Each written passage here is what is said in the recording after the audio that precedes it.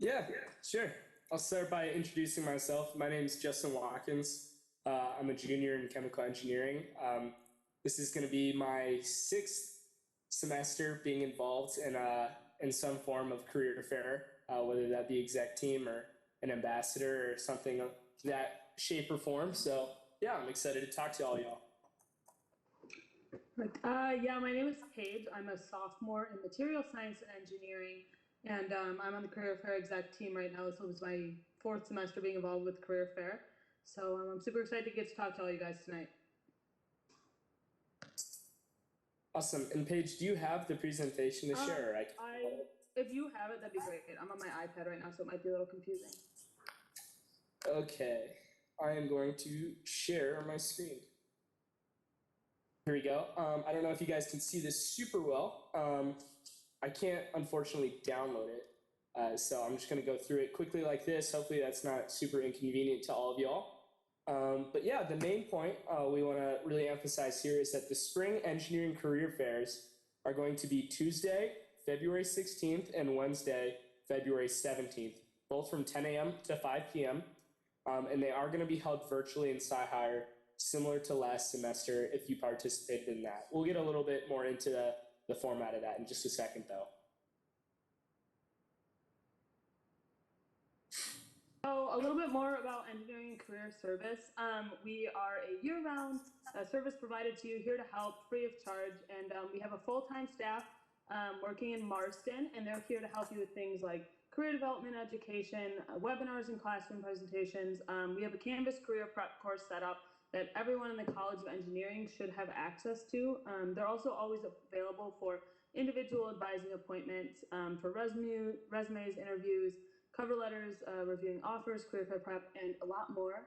In addition to that, they run a lot of employer engagement, including employer information sessions.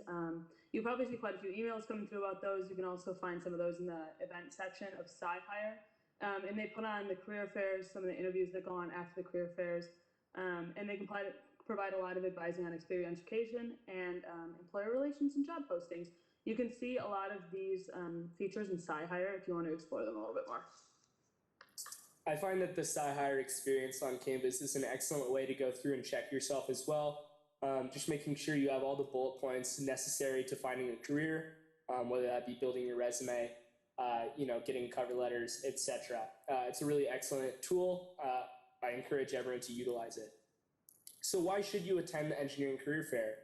Obviously, if you want to get a full-time job when you graduate, if you want to get a working experience, but I think something that's kind of undersold is getting more comfortable networking with employers. Even if it isn't your main goal to get an internship this coming semester or getting a full-time job immediately out of college, I think it's very important to go to the career fair, get comfortable networking with employers and just talking to them, and also just becoming a familiar face in these situations, because if they send the same people to every single career fair, so even if you go to this career fair and maybe you have a little bit less luck than you'd hoped, if you come back next semester, and that same representative that was sent last time sees you and talks to you and remembers your face, it's going to send a really good message to them. And again, it's gonna start your networking earlier rather than later, and that's always a good thing.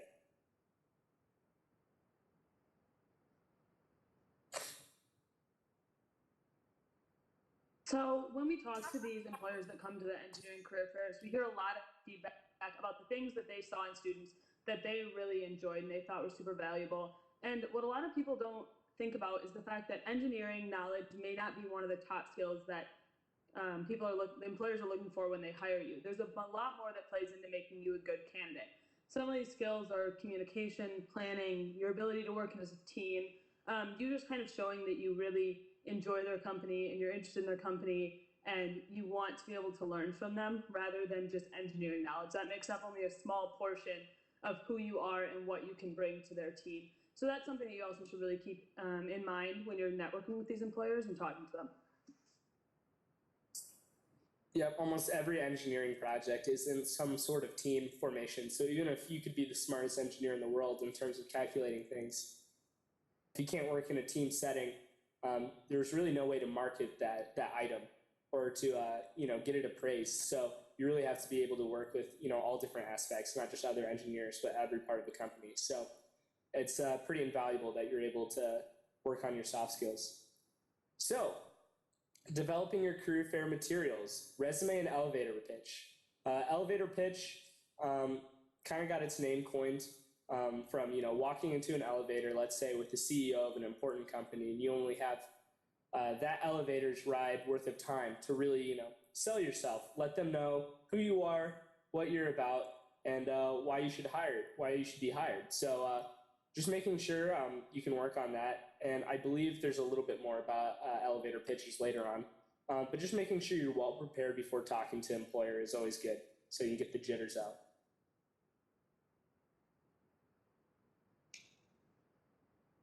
So when you're building your resume, it's important that you understand what employers are looking for in these resumes.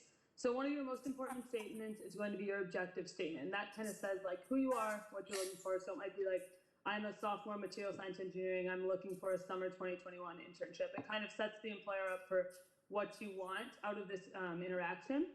And then following with that, just a little bit about yourself, your education, GPA, and then any past work experiences that you've had. Even if you might not have had any engineering experience in the past, it's really beneficial to put that you've done something to kind of show that you're willing to go to work and participate as part of a team, even if it was just building like communication skills, stuff like that. You can also list any important projects that you might have done for a class, specific team building activities or teamwork events. That would be great too, stuff like that. So as I mentioned earlier, developing an elevator pitch, really there's a couple essential things that you need in your elevator pitch, such as your name, your major, what you're looking for, such as an internship or maybe a co-op or maybe a full-time position, and then why you're interested in that company and what makes you a good fit. That last bullet point really can make or break you when you're giving an elevator pitch. And what's imperative to it is doing your research. You can see that right there. Prove you've done your research. So there's a big difference between me going to a company and saying, hi, my name is Justin Watkins. I'm a chemical engineering major. I'm a junior. I'm looking for an internship. What does your company do versus, all that same stuff, except I've seen that you guys have a lot of experience making, grain production and converting it into biofuel or something like that. Can you tell me a little bit more about this aspect of that process? It shows that you've done your research, you know what they do. It shows that you have questions expanding that topic, and then from there you can kind of go into your resume, what experiences you have that are similar to that, and why you'd be a good fit in that position, working with those materials.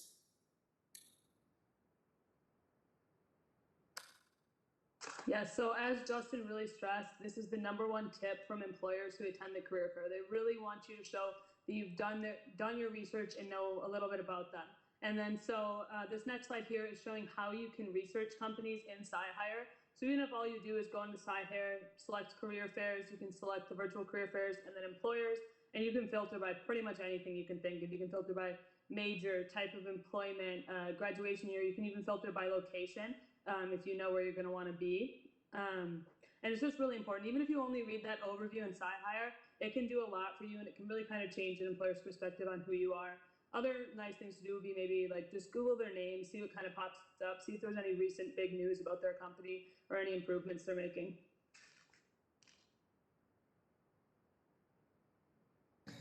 This one's pretty self-explanatory. Make sure your background is pretty professional. Typically a blank, non-distracting wall is preferable. Something just like a picture frame like this isn't going to make or break it. But yeah, just make sure you don't have anything loud or distracting behind you, and make sure your camera angle is also at a good height. You can get kind of a full chest up appraisal of you, and just be able to kind of catch your vibe almost. Beyond that, attire. Just look professional as possible, like you're in an in-person interview. Avoid t-shirts, pajamas, casual attire, etc., and make sure your clothes are wrinkle-free.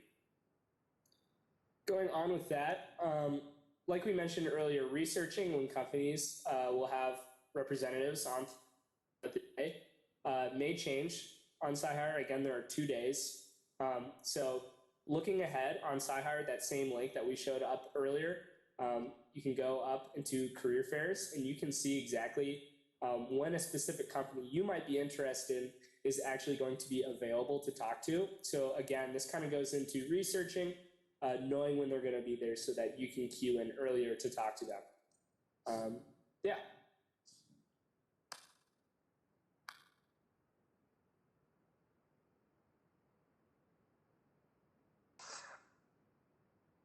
So your interactions with these employers are going to be pretty similar to the ones in person, just online.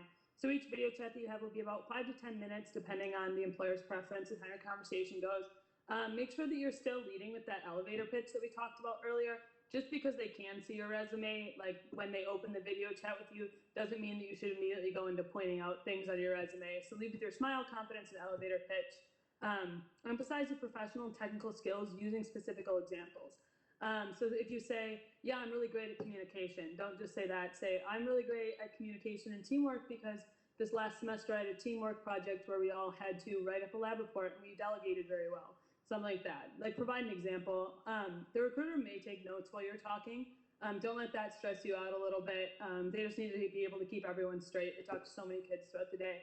And then just be sure to appear positive and interested throughout and plan to ask a few questions to learn about the company and show your interest. Yep. I always find, as difficult as it may be when you're having conversations with employers, even if you are nervous, try and smile while you're talking to them. It sends a good message about, your attitude towards working with them in the future, and just overall, it helps you stay more in tune with what they're saying. So, yes, events to attend, employer information sessions. So, a lot of times, employer representatives in companies are available to talk to virtually in the events tab on SciHire, and these are actually separate from the career fairs. And a lot of times, these are better opportunities. If a company you're interested in is doing one of these information sessions, you should definitely pounce on these opportunities because A, it will be less students coming and talking to them, and B, they have more representatives from that specific company coming, so you can get kind of a more personalized experience, and oftentimes you'll have a better shot at maybe landing an internship.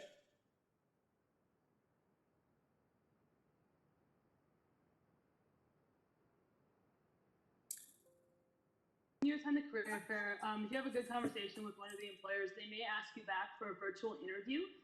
Some of these interviews will be held the day after the career fair, as soon as that through SciHire, while other companies may just send you an email and say, hey, schedule an interview through their personal software. Take notes and make sure that you're marking down the days and the places or WebEx calls of these locations because ECS unfortunately does not know when and where a student will interview. And make sure that you're kind of keeping up the same level of professionalism as you had at the career fair, still dressing very business professional. Like we talked about before, we have a Canvas course. You'll be able to see a lot of this information that we covered in that Canvas course, specifically about interviewing. It's covered in Module 7.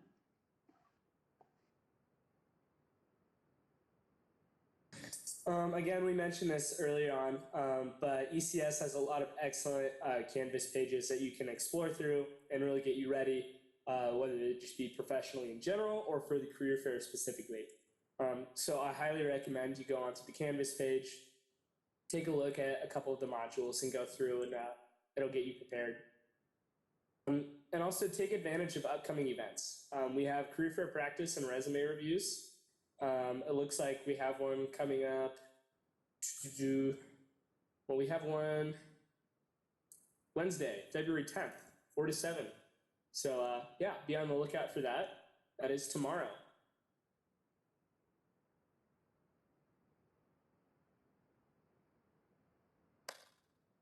So just some final tips. Remember that your main goals here are to learn more about the employers and to network. These employers really, really want to talk to students. So if you see a smaller company with no queue, don't be afraid to go talk to them. It's just a great place to kind of brush up on your networking skills and really gain a little bit more confidence talking to employers. It would really help if you went maybe and read their Canvas or their SciHire web page first, so you have a little bit of research on the company, but don't be afraid to go up and talk to them. Do your research in advance, even if it's just reading the company overview. And make sure that you're polishing your resume and you're practicing your pitch beforehand, even if practicing your pitch might just be standing in the mirror and giving it to yourself. I know that always gives me a lot more confidence before going into the career fairs. And then last but not least, represent yourself professionally and be confident. Also remember that you dressing professionally, representing yourself professionally shows the Iowa State College of Engineering professionally in really good light. And we want to keep these employers coming back so that we have just as many opportunities in the future. I'm going to go ahead and second the research part of this. I really cannot emphasize how important it is to do research ahead of time for the company, whether it's just bringing up talking points beforehand or just kind of, steering the conversation in general. But one of the most common things you're going to get told by an employer when you go to these career fairs is they're going to tell you, well, actually, our application for this is online, through this link. And the best response to that, I can tell you already is, oh, I've already applied. I just wanted to come to the career fair to, talk to a representative and get to know more about the position. Again, that just shows that you care to the representative, that you've done your research, and that you really are genuinely interested in that position. And it will just set you, you could be just as qualified as another candidate, but that will just set you above them in terms of, what that candidate thinks. So again, really emphasize doing that. It's a great practice. Pick and choose about 5 companies that you're interested in. Do that, and you should be pretty good.